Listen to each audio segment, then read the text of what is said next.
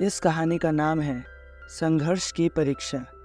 एक समय की बात है, एक छोटे से गांव में एक गरीब लड़की रहती थी। उसके पिता का नाम रामू और माता का नाम अनीता था। रामू गांव में मजदूरी करके परिवार की ज़रूरतों को पूरा करता था। वे अपने परिवार को संभालने के लिए बहुत मेहनत करते थे, लेकिन उनकी आर्थिक स्थिति बहुत ही कमज़ोर थी। एक दिन रामू ने अपनी छोटी बेटी को एक स्कूल के बाहर देखा।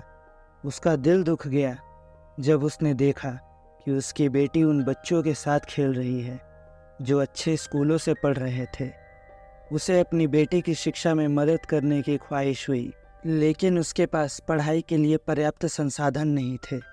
रामू ने फिर से खुद को मजदूरी करते हुए पाया, लेकिन वह समय इतना कम था कि उसकी बेटी को स्कूल जाने के लिए भी सही समय नहीं मिल पाता था।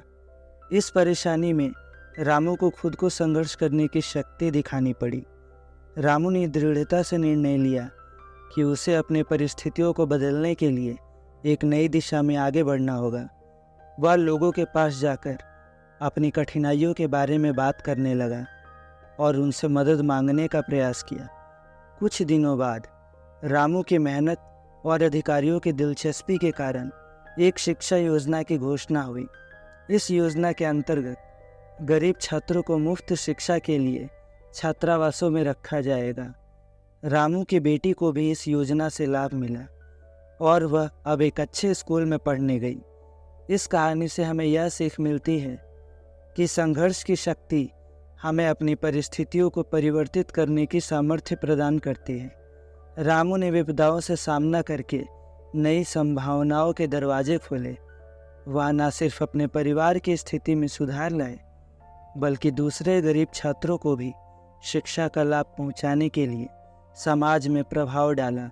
संघर्ष की शक्ति ने उसे अपने लक्ष्य की ओर आगे बढ़ने की प्रेरणा दी और उसे सफलता की ओर ले गई।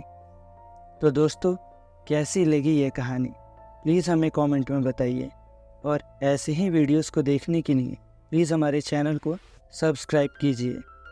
Thank you.